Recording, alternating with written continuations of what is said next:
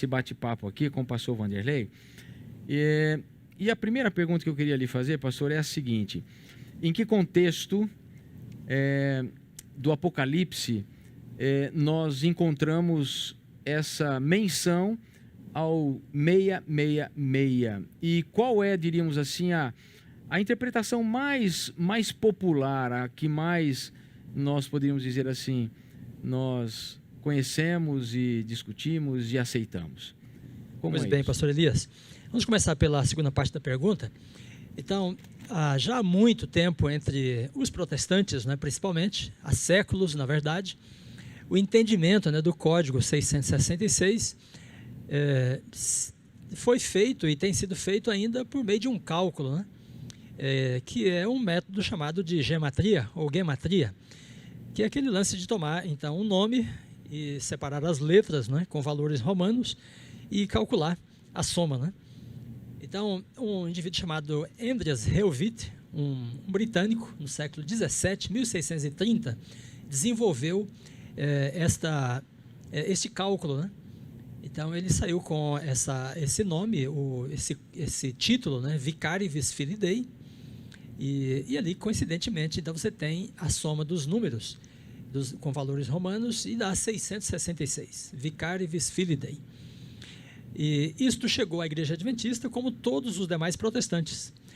Quando a Igreja Adventista do Sétimo Dia surgiu, já fazia mais de 200 anos, né, que havia esta leitura desse código, né, em Apocalipse 13 dessa maneira.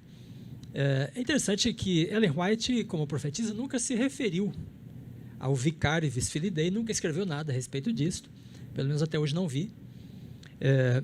Os primeiros adventistas do sétimo dia também não deram assim, uma importância muito grande a isto, e depois veio, provavelmente a partir da primeira metade do século XX, né, uma ênfase forte neste cálculo por parte de evangelistas.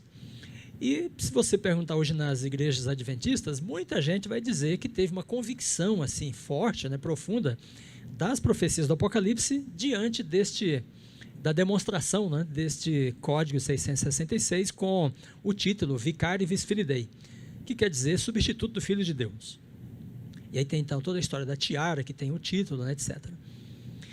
Bem, embora a gente não questione a identidade, né, do papado relacionado com o Código 666, é muito importante considerar que esta é uma metodologia que restringe, né, aquilo que o Apocalipse realmente tem a nos dizer. É muito mais do que isto. Para muitas pessoas soará até estranho a gente dizer que este cálculo, né, não é uma coisa bíblica, mas de fato não é. Nenhum dos profetas no Antigo Testamento usa isto, ou algo parecido com isto. Em Daniel não temos nada também parecido. Então seria assim, uma grande novidade, né, na Bíblia, que João utilizasse essa metodologia, essa forma de comunicação codificada, né, para transmitir as mensagens dele, principalmente considerando que o Apocalipse é um livro com muitas marcas hebraicas, do pensamento hebraico, né, das escrituras do Antigo Testamento. Então, como não há nada disso no Antigo Testamento, aparecer no Apocalipse seria assim, uma grande novidade de fato. Agora, há alguns problemas, né, para isto. Vamos acentuar alguns deles. Primeiro, enquanto Vicari vis Filii Dei é um título que vem da Idade Média, em Apocalipse 13, o código, né, a marca da besta, é dada no contexto do tempo do fim. Não é lá na Idade Média. Então já temos a primeira questão, né, que devemos colocar diante desse método. Segundo, o número é da besta e não de uma das cabeças dela. Por quê? Porque o papado, né, na interpretação da maior parte dos intérpretes historicistas, o papado é um dos 7 reis. A besta tem 7 cabeças, tanto no capítulo 13 quanto no 17, e o anjo diz a João, né, olha, João, 5 dos reis ou impérios representados aí nas cabeças já passaram. Um existe, seria o Império Romano, e um estava para vir. Quando vamos a Apocalipse 13, no versículo 3, diz assim, então vi uma de suas cabeças ferida de morte. Então, quando nós temos os 42 meses, 1260 anos, né, na história de atuação do papado medieval, então, quando esse período termina, é quando uma das cabeças da besta é ferida de morte. Então, o papado é uma das cabeças. E a marca, o código, não é de uma das cabeças, é da besta como um todo. Então, ou seja, todos os reis, né, ou reinos envolvidos aí na besta precisam ser relacionados com o 666 e não só o Vicarius Filidae, né? Muito bem, então esse é um entendimento tradicional, popular, e há várias questões que a gente pode levantar ele, né?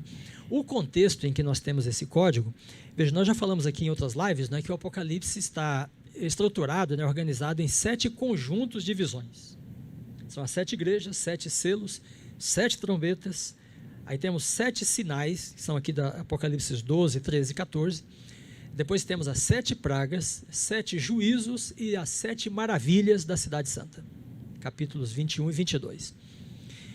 Muito bem, o conjunto no meio, né, dessa estrutura, veja, são 7 conjuntos e são 7 conjuntos de 7 elementos.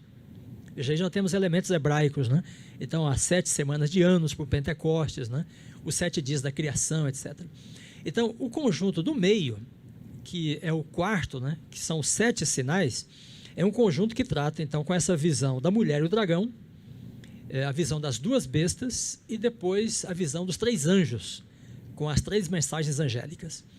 Este conjunto de 7 elementos principais é aberto, né, com uma cena do santuário celestial, que está no capítulo 11 e 19. Então, vamos esquecer aqui os capítulos e versículos, porque João não escreveu com eles, né? Então, quando nós chegamos ao final das trombetas, com o capítulo 11 e 18, aí encerra o ciclo das trombetas. Aí, então, vem uma visão do santuário. Abriu-se, então, o santuário de Deus que se acha no céu, e foi vista a arca da sua aliança no seu santuário. Então, esta abertura, né, marca o início da expiação no santuário celestial. Tem 3 visões do santuário que abrem os 3 conjuntos anteriores e outras 3 que abrem os 3 conjuntos posteriores.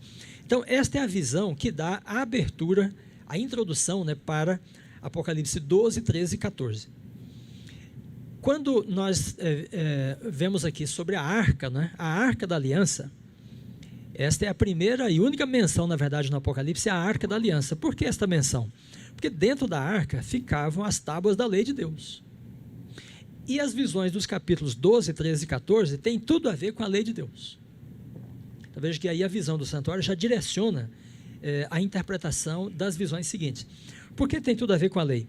Porque o dragão persegue a mulher e a sua descendência porque eles guardam os mandamentos de Deus, Apocalipse 12, 17.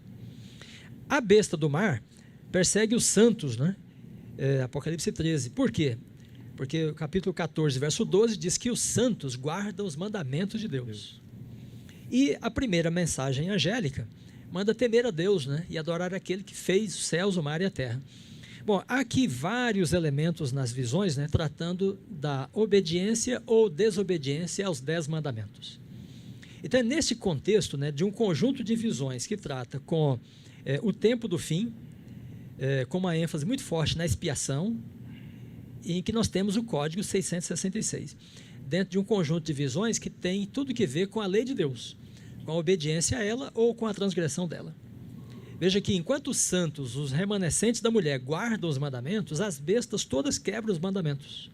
E aqueles que adoram a besta, a sua imagem, o dragão, quebram os mandamentos. Então a lei de Deus está no centro desse conjunto, aí onde aparece, né, o 666. É interessante isso, hein? Porque, na verdade, quando a gente olha para esse contexto histórico, né, das bestas, você colocou uma coisa importante aí em relação ao conjunto delas, né? Não simplesmente a uma cabeça. E isso faz toda a diferença, principalmente na compreensão maior exatamente do sentido do 666. Porque quando você pega uma cabeça, você está lidando com o quê? Com uma única. Mas quando você tem um conjunto de sistema já todo ele agrupado e há um processo que ele vem em desenvolvimento, crescimento, muda o contexto, não é isso, professor? Veja, Elias, que acerca da besta, né, se diz assim, Apocalipse 13, quem é semelhante à besta? Então é interessante que, de fato, ela tem, né, a arrogância de querer ser mais do que Deus. E esta é uma característica, né, da besta e dos poderes representados nessas cabeças. Porque você pode se lembrar, por exemplo, de Nabucodonosor, em Daniel 3, né? Ele faz a grande imagem E aí manda todo mundo adorar a imagem. E os 3 rapazes hebreus não adoram. Aí ele diz assim, quem é o Deus que pode livrar vocês das minhas mãos? Ora, ele pretendia ser mais do que Deus. É o mesmo espírito, é a mesma atitude na besta. Porque acerca dela também se diz assim, quem é semelhante à besta? Então, todo o conjunto, né, de poderes históricos relacionados nas cabeças tem essa característica, de querer ser mais do que Deus, estar acima de Deus e de substituir a Deus. Pastor Elias, deixa eu só fazer um adendo aqui, porque talvez quem está assistindo com a gente agora, ele nunca ouviu falar esse negócio da besta ter mais de uma cabeça. E na cabeça dele é o seguinte, é uma besta com a cabeça. E agora o senhor vai falar assim, uma besta tem 7 cabeças. Como é que funciona isso? Onde a gente encontra essa ideia dessa besta ter mais de uma cabeça? Isso é novo também? Onde é que a gente pode encontrar aí argumentos para dizer que assim, ó, é mais de uma cabeça? Como é que funciona isso, pastor Dornelles? Muito bem, Apocalipse 13, né, então tem a visão da tal besta que surge do mar. Então João diz assim, ela tem 7 cabeças e 10 chifres. É interessante que ela tem o aspecto do leopardo, tem pés de urso, cabeça de leão e os 10 chifres. 7 cabeças. Veja, esse é o conjunto de Daniel 7. O pastor Reinaldo vai falar alguma coisa sobre isso, vou deixar. Eu vou perguntar, ele já está até internalizando o negócio ali. Agora, a multiplicidade de cabeças é uma característica, né, de monstros, e isto vem desde a antiguidade, não começa, na verdade, na Bíblia, precede a Bíblia.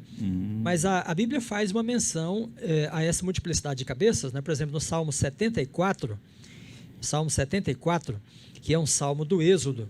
Então, aqui nós temos a primeira referência na Bíblia, né, a um monstro de múltiplas cabeças.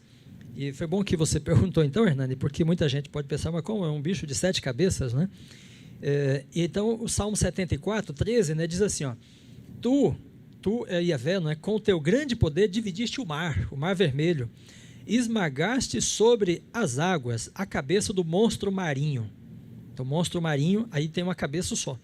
Mas depois o verso 14 diz assim, Tu despedaçaste as cabeças do crocodilo. Diz aqui na minha Bíblia, né? Crocodilo aqui é traduzindo a palavra hebraica, Leviatã. E na Bíblia grega está assim, esmagaste as cabeças do dragão. Então, na Bíblia grega se traduziu Leviatã, do hebraico, para dragão, né? Que aqui na nossa Bíblia está crocodilo, algumas têm Leviatã, outras têm dragão, como a Almeida Corrigida.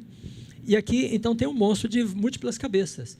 Mas é curioso que o salmista está chamando o Egito, né, de este monstro de múltiplas cabeças, que Yahvé esmagou debaixo das águas.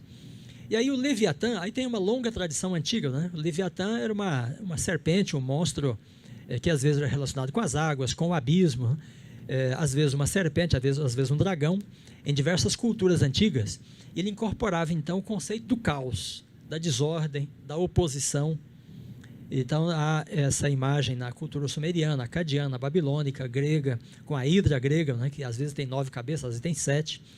No Egito, a serpente Apophis. Então é interessante, em todas essas culturas havia essa ideia e o texto bíblico incorpora essa ideia. Deus usa nessa figura ao se comunicar com os profetas. As 7 cabeças são também uma referência às 7 cabeças dos 4 animais de Daniel 7. Que ali todos têm uma cabeça, exceto o leopardo que tem 4. Muito Então, bem. soma tudo, dá 7. Olha aí, ó. Aí, né?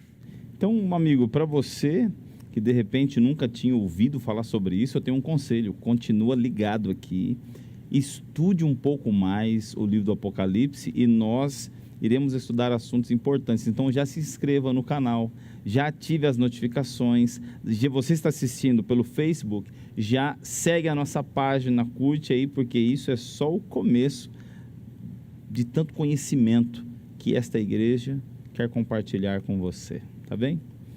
Pastor Elias, eu posso fazer uma pergunta aqui para o meu professor? Diga. Pastor Siqueira, o pastor Dornelles comentou realmente o Apocalipse capítulo 13 faz muitas referências a imagens do livro de Daniel, e eu acredito que não só do livro de Daniel, mas por que essas referências estão ali buscadas do Antigo Testamento? O que isso implica ao buscar essas imagens, esses animais? Que implicação nós encontramos aqui? Bom, quando nós estudamos o livro de Apocalipse e Daniel, na verdade os dois estão intimamente ligados, né? Eles são os dois livros na Bíblia que são exclusivamente, na sua totalidade, do tipo da profecia apocalíptica. Essa profecia vai começar com o livro de Daniel. Quer dizer, o Apocalipse vem na sequência. Quer dizer, a origem desse tipo de profecia na Bíblia está ligada ao livro de Daniel. Hein? Nós encontramos um pouco desse estilo profético também no livro de Zacarias, mas não tão desenvolvido como em Daniel e Apocalipse. E no Apocalipse, sem dúvida, existe uma ligação direta. Hein? Aqui existe até dentro do contexto bíblico e do contexto do povo de Deus, aquela expectativa de quando as profecias de Daniel começariam a ser desvendadas com detalhes. Porque quando você chega ao final do livro de Daniel, Daniel diz assim, olha, obrigado por todas as revelações, mas eu não entendi muita coisa, não. Ele fala isso para o anjo Gabriel está ali orientando, né? E ele diz assim, Daniel, não fique preocupado, porque não é para você mesmo. Você vai descansar, você vai levantar, você vai ter a sua herança, não é? Mas este livro vai ficar selado até o tempo do fim. Olha só. Quando então o livro será entendido. Quando o Apocalipse, João escreve o Apocalipse, e nós aqui estamos no capítulo 13, não é? Lá no capítulo 10 fala que um livrinho foi aberto. Né? E esse livrinho que está aberto, está agora, foi devorado pelo profeta, este é uma referência a Daniel. Olha só. Então, o Apocalipse vem como uma expansão das profecias de Daniel para ajudar o povo de Deus a compreender com mais detalhes ainda e trazer mais informações àquilo que começou lá em Daniel. Né? Muito legal. Então, por isso, existe muita interação entre Apocalipse e Daniel. E aqui, no capítulo 13, que nós estamos tratando, é um deles. Porque quando você começa a ler, ele diz que ele viu emergir, o doutor Donelis já falou sobre isso, né? Começou, mas aí falou que ia deixar para mim, né? Poderia ter continuado. Estava fazendo tão bem, né? Estamos todos aqui nos deleitando, né? Mas daí jogou um pouquinho a batata para mim aqui. Espero poder também tratar essa batata da mesma maneira, com a mesma capacidade ali, né? Mas você vê aqui que diz que viu emergir do mar uma besta que tinha 10 chifres, 7 cabeças, e sobre os chifres 10 diademas, e sobre as cabeças nomes de blasfêmia. E você pensa assim, puxa, que animal, né? Estranho, Animal né? estranho, né? 10 chifres, 7 cabeças, diadema, ou seja, coroas, mas na coroa é escrito o nome de blasfêmia. Aí depois ele vai descrever esse animal. Você pensa que é um animal novo, assim, né? Ele vai descrever e diz, e a besta que vi era semelhante a leopardo, com os pés como de urso, boca como de leão. E quando diz isso daí, puxa, aí o leitor da Bíblia, que lê a Bíblia, e os leitores na época de João, automaticamente conectam com Daniel capítulo 7. Porque no capítulo 7 de Daniel, o profeta Daniel tem um sonho. Ele vê o mar e uma tempestade batendo no mar, os ventos, e daí do mar saindo do mar. Igual aqui no versão aqui, também. Sai, primeiro, um leão com 2 asas. Sim. E diz então que esse leão com 2 asas. Depois dele sai um urso com um lado mais alto, com 3 costelas na boca, não é? E diz, vai comer muita carne, não é?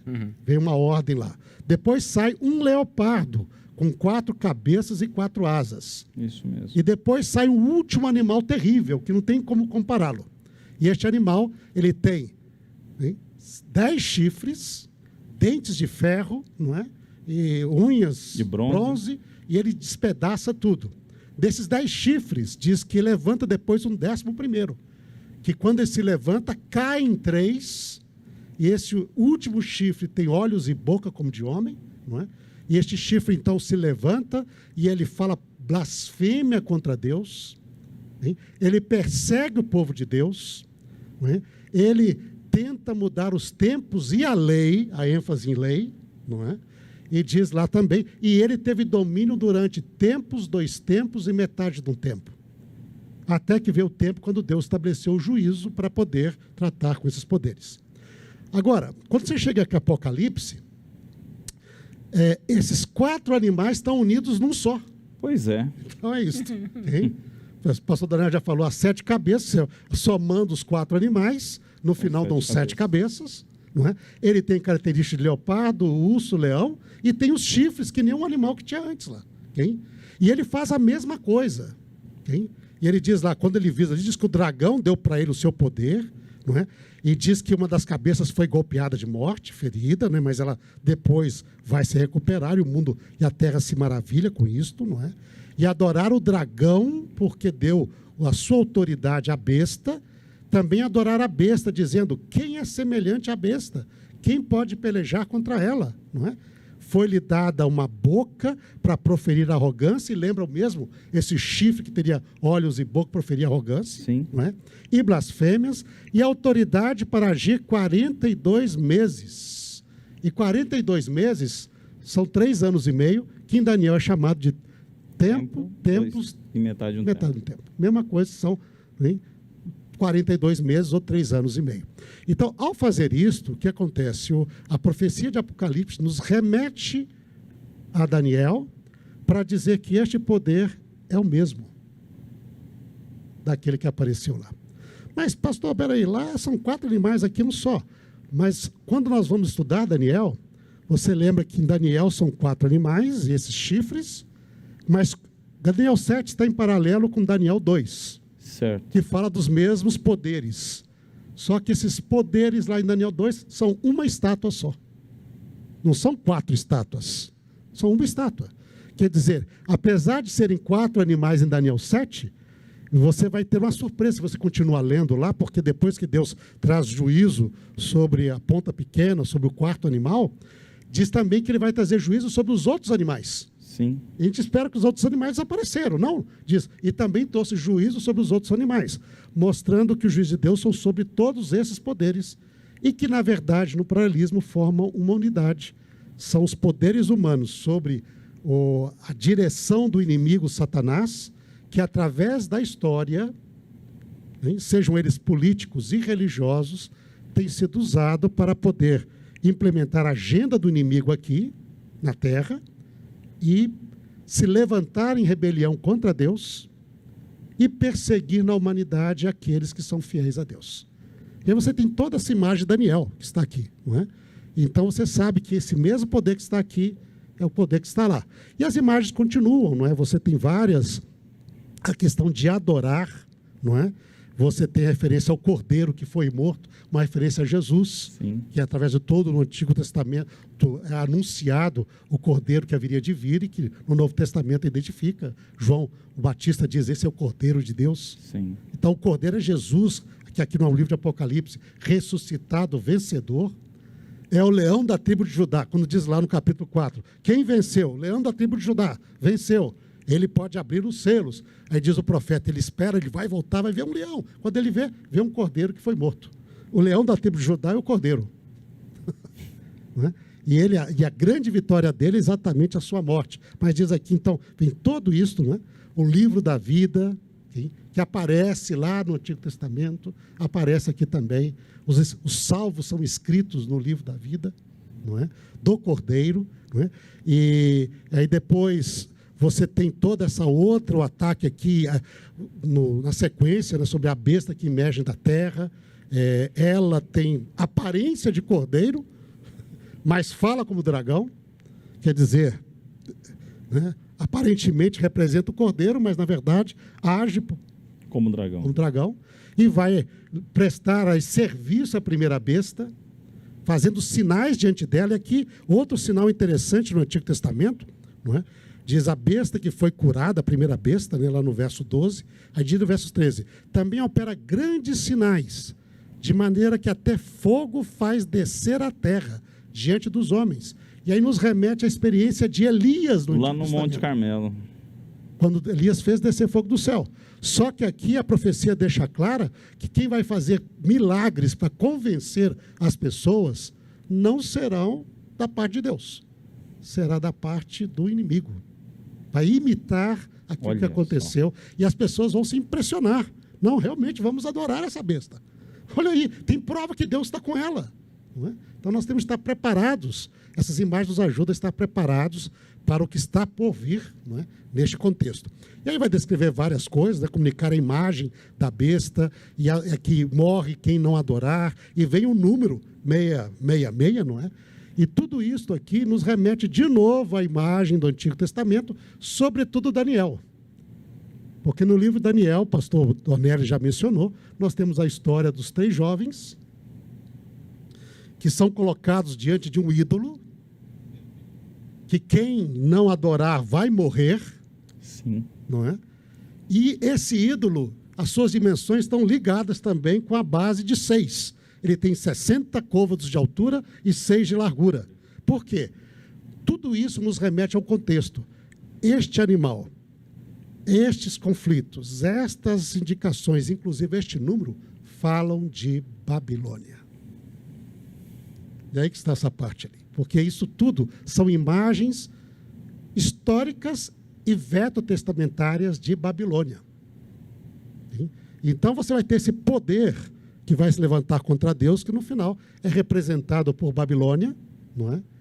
E que vai tentar fazer, como foi a experiência de Daniel e seus amigos no passado, forçar a adoração, ameaçar com morte, tentar colocar-se no lugar de Deus, a mesma coisa vai acontecer nesse momento agora. Eu gostaria somente, talvez, ver, o pastor Dornelles, ele deixou um ponto bem interessante, eu talvez gostaria de fazer aqui, que às vezes nós, no nosso zelo, e às vezes até no evangelismo, e de vez em quando até autores, a gente fica muito animado, né, com algumas coisas assim, e a gente força a barra.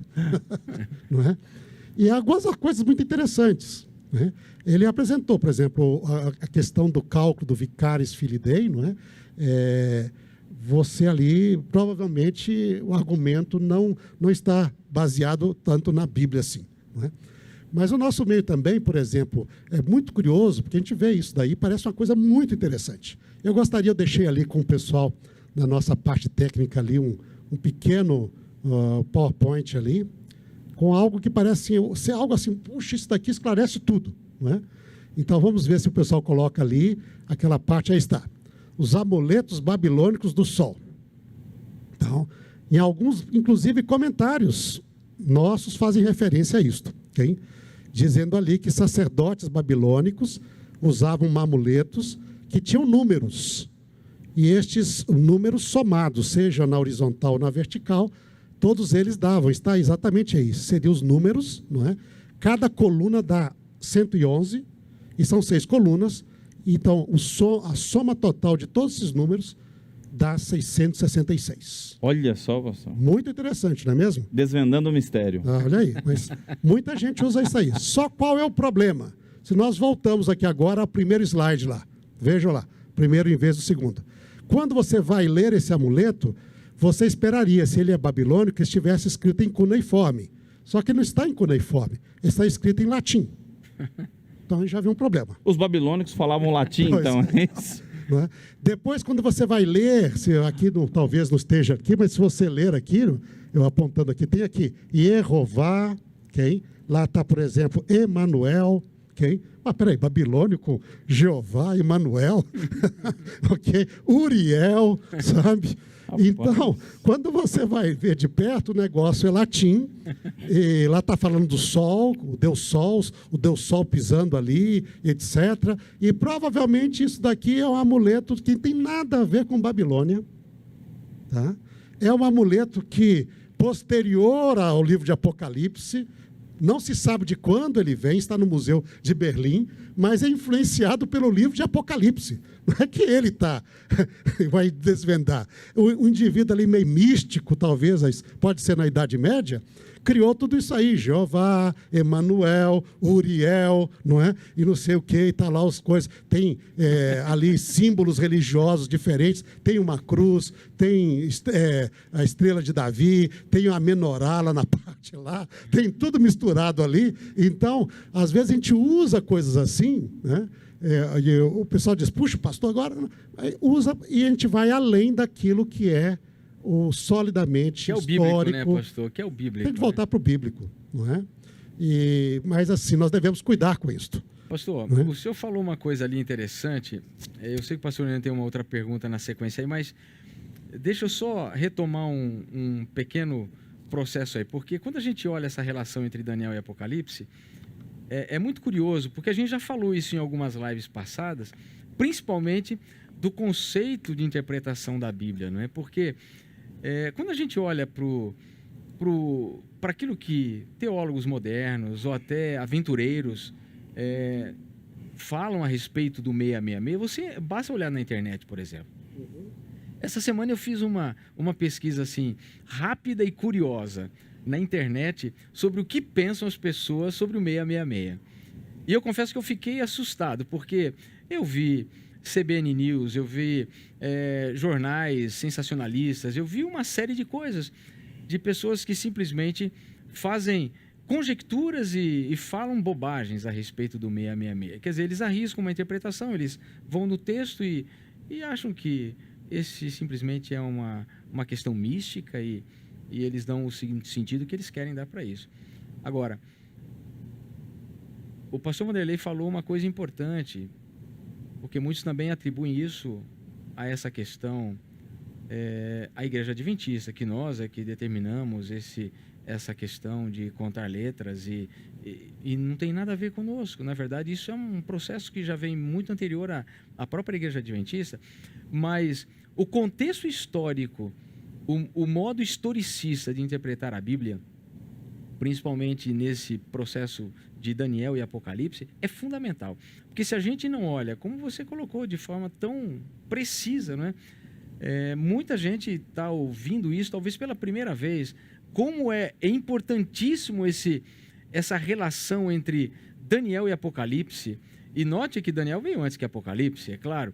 E, naturalmente, você vê nitidamente, já em Daniel, esse movimento, esse poder e esse conjunto de poderes que se manifestaria em um sistema muito sólido e que viria à tona nos nossos dias. E como nós estamos dizendo, é importante isso, pastor? É extremamente importante, porque às vezes a gente esquece que a profecia apocalíptica ela dá futuro para o profeta que recebeu a profecia apocalíptica. Sim. Não necessariamente para nós. Sim.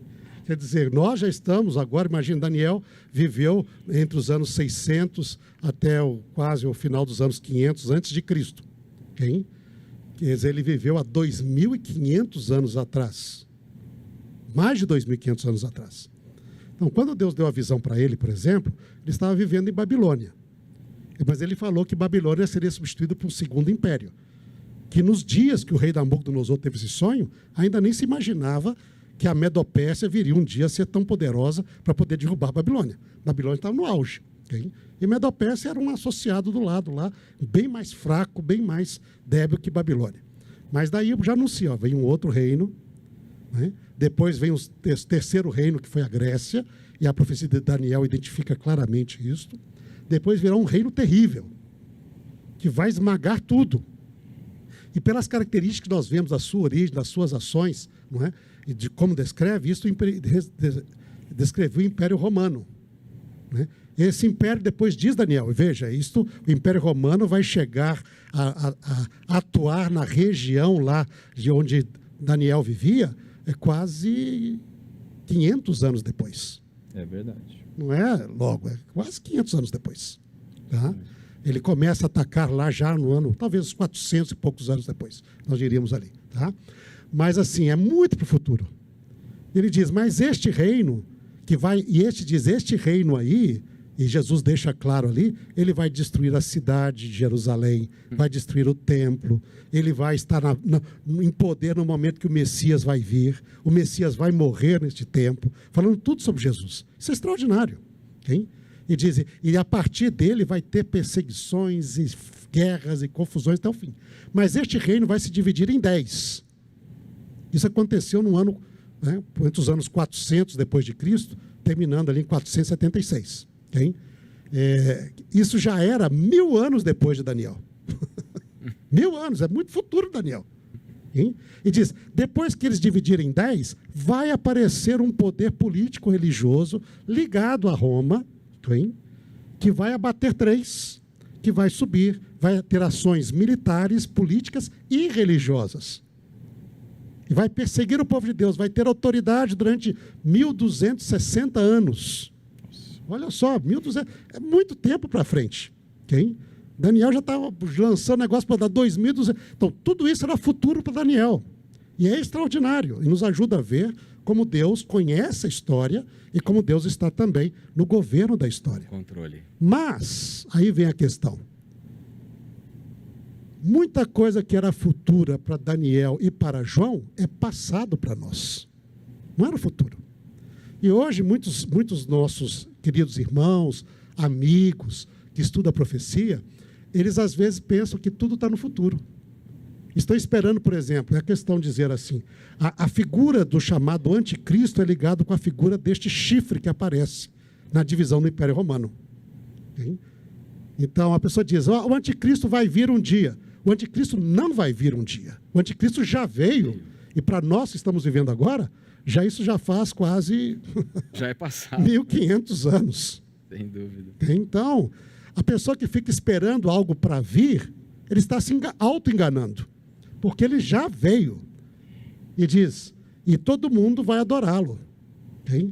Então, essa visão histórica, porque se a pessoa fica esperando algo, ele pode ser altamente enganado. Okay? Altamente enganado.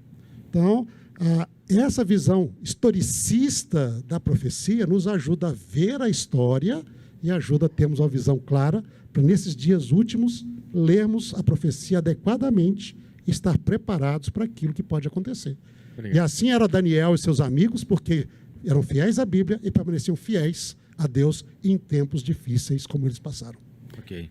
Bem, eu quero dizer aos amigos que estão em casa que você precisa ter atenção, sabe, amigo, e estudar a Bíblia com seus próprios olhos também, e não só pela boca dos outros. Estude a Bíblia, é hora de você deixar um pouco o que te rouba o tempo, para que você invista o seu precioso tempo nas coisas de Deus e não seja enganado por aí. E em falar em engano, pastor Dornelles, como essas alusões que o pastor Reinaldo comentou aqui, nos ajudam a entender a marca da besta que está contida aí em Apocalipse 13? Que ela está no mesmo contexto dos animais, desse sentimento de Daniel. Como é que a gente entende essa marca da besta? Bem, então esta relação que o pastor Reinaldo fez com Daniel 7 é muito importante, né? Porque ele até disse, os judeus entendiam que o quarto animal de Daniel, diferentemente de muita gente que entende hoje que era o Império grego, né? Não era antigo Epifânio que atacou os judeus lá pelo 2º século antes de Cristo, né? Os judeus depois de Cristo relacionavam a quarta besta de Daniel com o Império Romano. Então é interessante ver nessa besta que sobe do mar toda essa conexão com Daniel 7. Agora, curiosamente, né, na segunda visão em Apocalipse 13, que a primeira é a besta que sobe do mar. A segunda visão é uma besta que sobe da terra, né? E ela tem 2 chifres parecendo um cordeiro. Aí voltamos a Daniel novamente, porque em Daniel 8, né, aí tem um carneiro, né, que tem 2 chifres. Isso mesmo. E ele não sobe do mar, ele está na terra. Depois vem o bode, que está na terra também, né? E aí, essa ligação da besta aqui de 2 chifres, né, com o carneiro lá é muito interessante, porque o carneiro, em Daniel 8, né, era um símbolo da Pérsia, do Império da Pérsia, que resultou da união da Média e da Pérsia. 2 poderes se juntaram e formaram o Império, né? Segundo ponto, o Império da Pérsia, a princípio, né, foi aliado dos judeus. Liberou os judeus de volta para Jerusalém. A reconstrução, né? Quando voltamos aqui para o Apocalipse, esses 2 aspectos são importantes aqui. Essa ligação é exatamente para isso, né? É para a gente entender que a segunda besta em Apocalipse 13 representa o poder também que resulta da junção de 2 entidades. São 2 chifres, os chifres são poderes, né? E os pioneiros sempre entenderam assim. Os pioneiros adventistas, né? Era o poder do protestantismo americano e do republicanismo. É interessante que quando você estuda a história americana, as igrejas protestantes, elas são um poder civil na história americana, sabe? Uau. Assim como o Estado também é um poder religioso.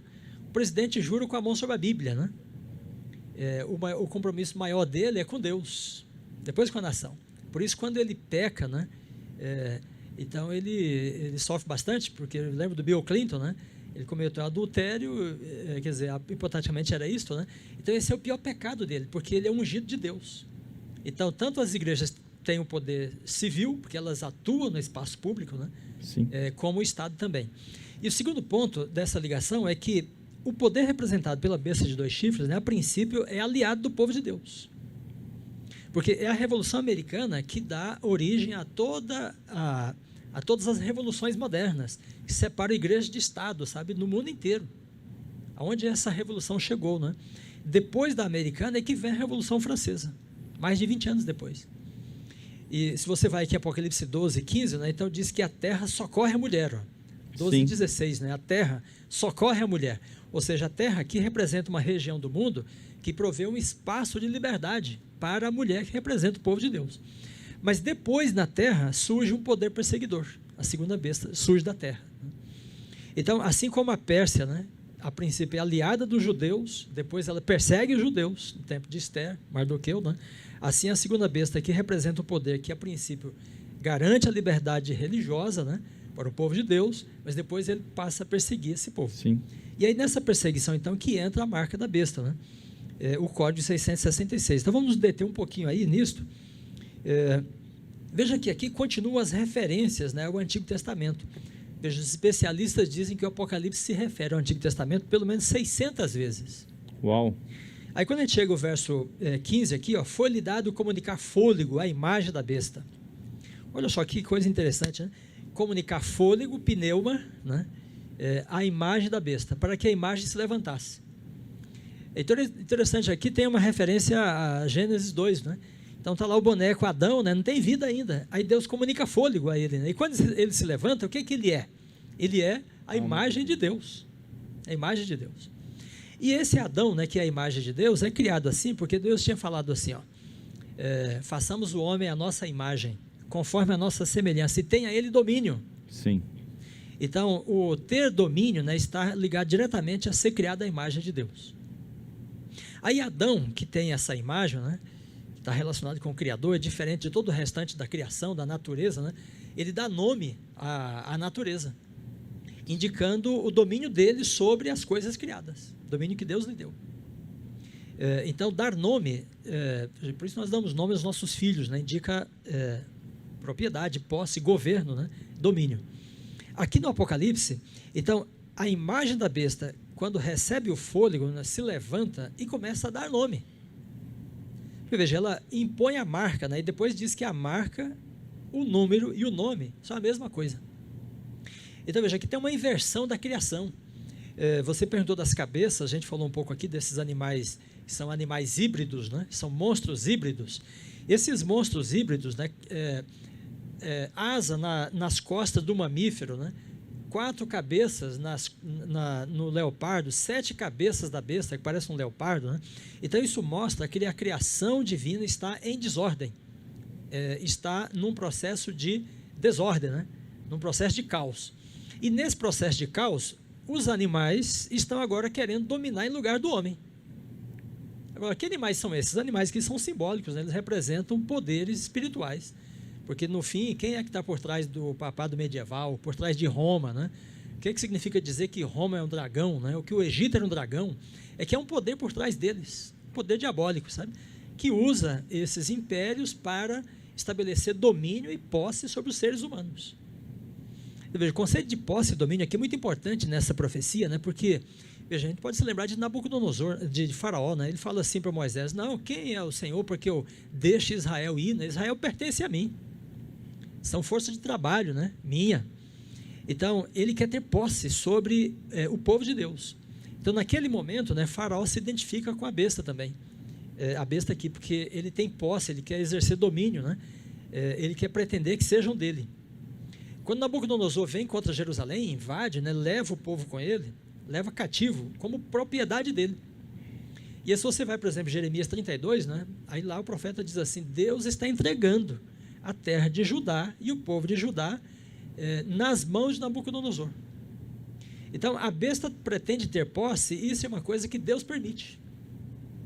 Sem a permissão divina, ela não poderia. Mas Deus permite essa ação aqui. Sim. Então é importante a gente perceber que essa linguagem que está sendo usada, essa maneira de falar aqui, né, é para fazer a gente se lembrar da criação. Então aí vem, os seres humanos são marcados. Vamos destacar aqui, Hernani, pastor Brenha, né, que a marca, o número, né, não é só de um homem, como muita gente entende, né? Então relaciona com o papado, Sim. o papa, né? Então, já é número de homem, é o papa, né? Não, aqui todos os marcados da besta, homens e mulheres, têm o mesmo número. Que a marca é imposta a grandes e pequenos, ricos e pobres, livres e escravos, né? Então crianças, adultos, homens, mulheres, todos têm a marca. Quando ele diz que é o número de homem, é outra referência à criação, porque o homem é criado no 6º dia. Depois, quando entramos no capítulo 14, né, então vem o grupo dos 144 mil com o Cordeiro do Monte Sião. Eles têm o nome de Deus e de Cristo na sua fronte.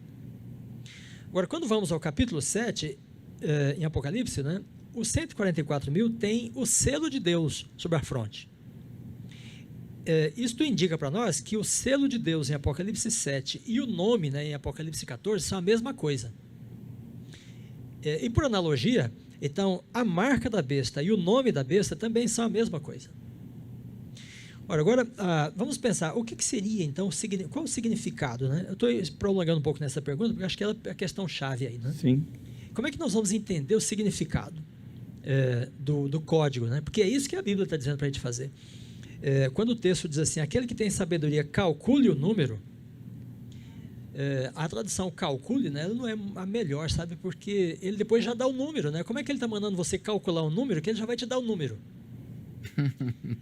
Então, ele tem o verbo grego, né, sephizo. Ele pode ser traduzido por calcular, mas ele pode ser traduzido também por interpretar e decifrar. Então, você pode dizer assim, aquele que tem sabedoria, interprete o número. Decifre o número. Decifre o número, né? Encontre o significado dele. Bom, com toda essa alusão à criação e imagem, aí a gente vai à criação e veja ali, tem uma questão de domínio e propriedade muito clara, né? Deus é dono de toda a criação. Aí ele outorga esse domínio a Adão, né? E Adão dá nomes e tal. Então, Adão e Eva são criados à imagem de Deus. Agora, quando a gente vai ali no contexto de Gênesis 1 e 2, né? Aí vem o sábado. O sábado está no centro desta relação, sabe, de imagem e semelhança com o Criador. Porque quando Deus entra no sábado com Adão e Eva, só ele, Adão e Eva, param no sábado. O restante da criação nada para. Os animais continuam, os pássaros, né? As árvores, o vento, as correntes. Da natureza nada para no sábado. Só o homem pode parar, porque ele é criado à imagem de Deus. Então, quando Adão e Eva entram com Deus no sábado, eles assumem a filiação deles com Deus, sabe? Assumem que eles são criados à imagem de Deus, diferentemente de todo o restante da criação. Inclusive os animais, ou especialmente os animais, né? Que não param. Agora, eu poderia colocar aqui a seguinte hipótese, né? Veja, o fato de eles serem criados à imagem de Deus não determina que eles são a imagem de Deus. Eles podem não entrar no sábado e continuar com a natureza. E aí, nesse caso, eles não são parte, né, do ciclo da divindade, mas do ciclo da natureza. E os seres humanos fazem isso depois. Depois da queda, o sábado começa a ser abandonado. Sim. Ele vai chegar a dizer que os antediluvianos chegaram a apresentar hipóteses, né, para a origem da vida, ou seja, negando a criação. Bom, então, entrar no sábado é uma atitude, né, da parte de Adão e Eva e dos descendentes que mostra que eles assumem que são imagem de Deus. Aqueles que deixam de entrar, começam a dizer que eles não são. E o que a besta está fazendo é exatamente isso. Ela está marcando aqueles que não entram no sábado, aqueles que não se consideram ser criação divina. E aí é interessante, porque onde o sábado não é observado, as pessoas passam a considerar que elas são parte da natureza e não da criação. Veja, aí entra o evolucionismo, né? Veja, para o ser humano, para o indivíduo que é evolucionista, de onde ele vem? Ele vem da natureza, de processos naturais. Ele não é da mão do Criador. Então aí a gente pode entender que o código é dado aqui com essa referência à criação como uma referência clara à sexta e o sábado.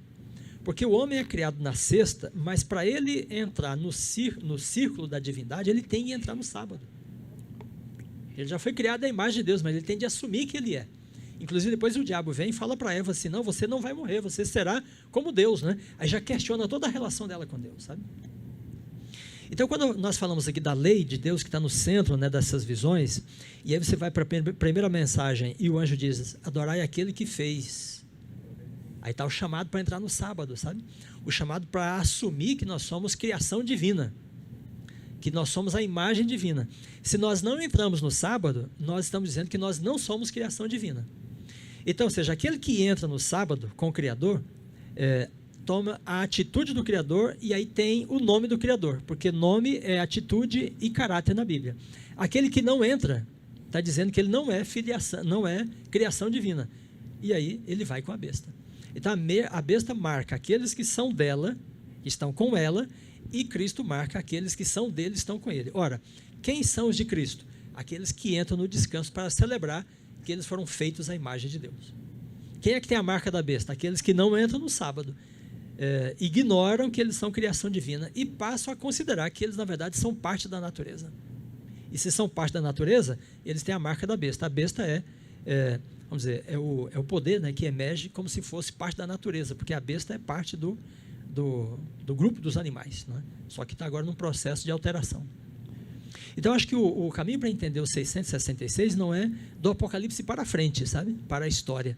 É do Apocalipse para a criação. Porque a criação está claramente referida aí. Então, é filiação com Deus ou rompimento desta filiação. É o que está por trás do código, né?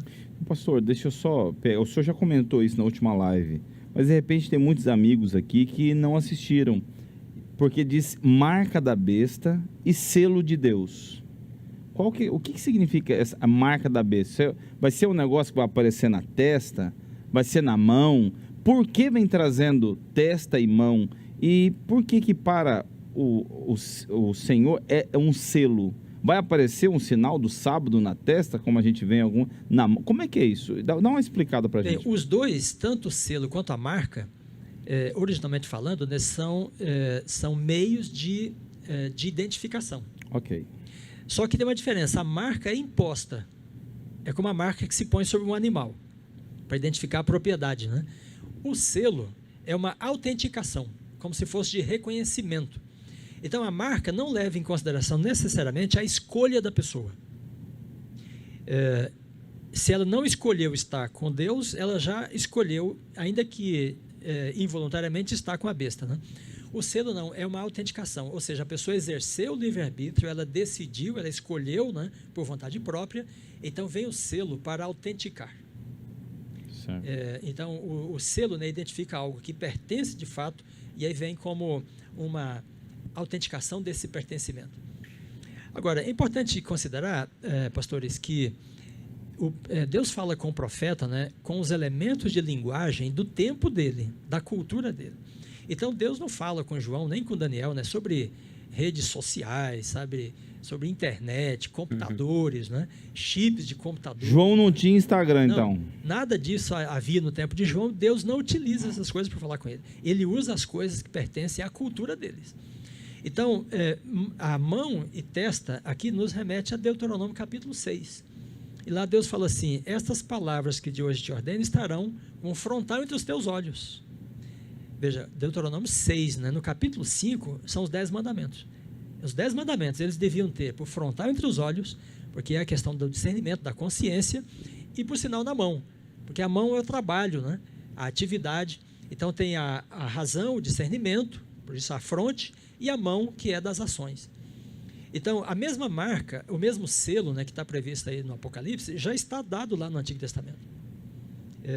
Então, não é uma coisa que as pessoas vão receber intracutânea, sabe, ou um código de barras, né? Isso é coisa do nosso tempo.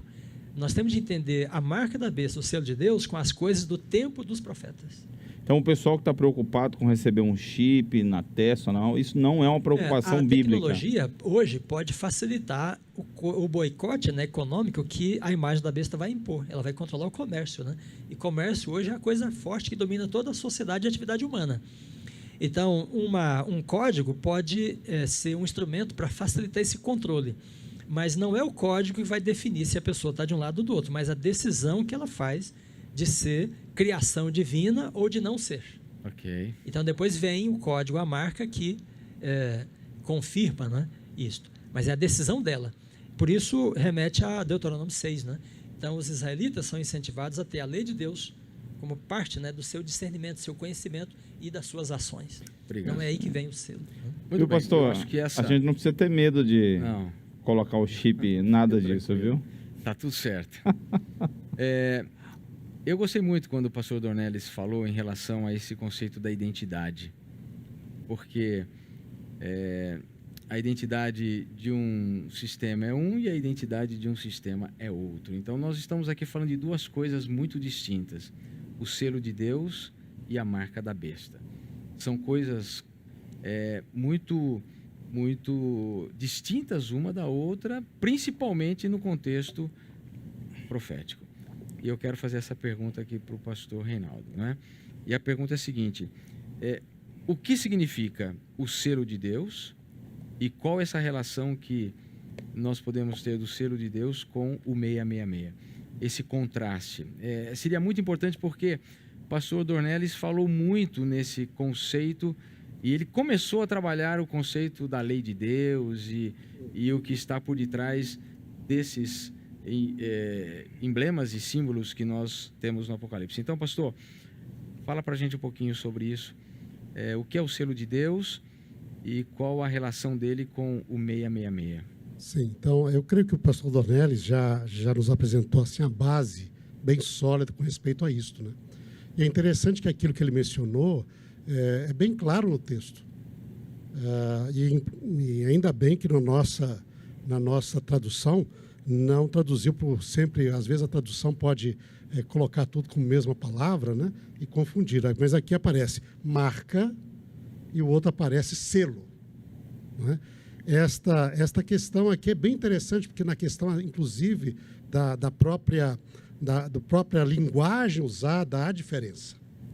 Ele, por exemplo, mencionou que a marca é algo que é imposto, como sobre os animais. E, realmente, o termo grego que aparece aqui é um. Hein? E você tem haragma, que é a marca, ela é esta marca que está ligado, ele diz ali, é um animal, que você vai marcar um animal, um boi lá, queima a pele dele, marcando. Mas você também fazia isso com escravos.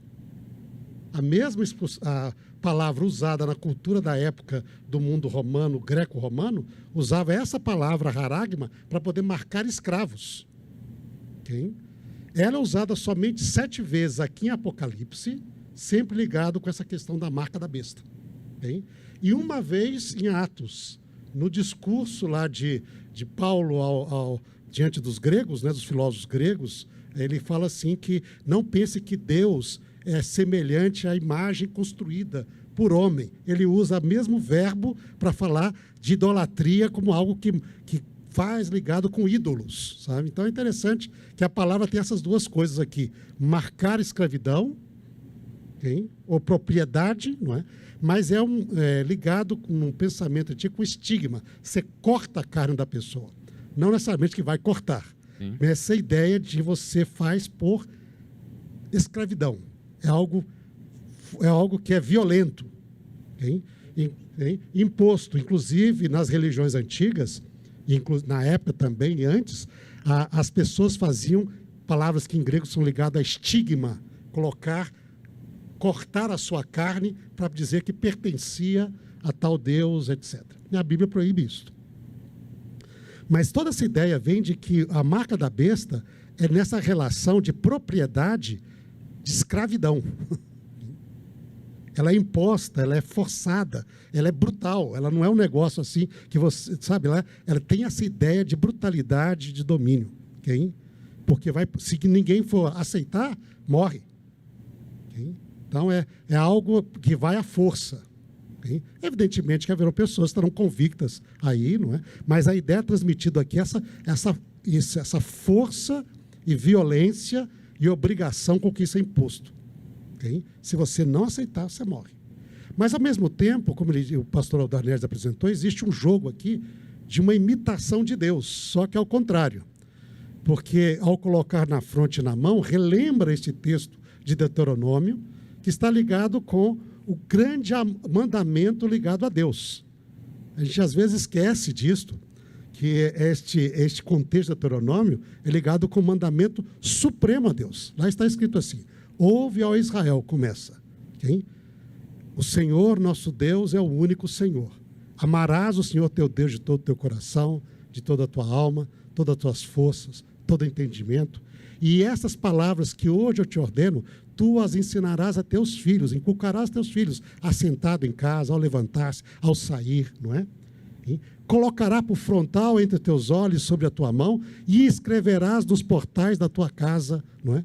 Diante dos teus olhos. Okay? Para você estar lá. Então, esses poderes aqui, que são esses poderes ligados a estas bestas, hein? Elas estão aqui mais tentando tomar o lugar de Deus, ligado com o mandamento e ligado com a fidelidade a Deus, com o amor supremo a Deus.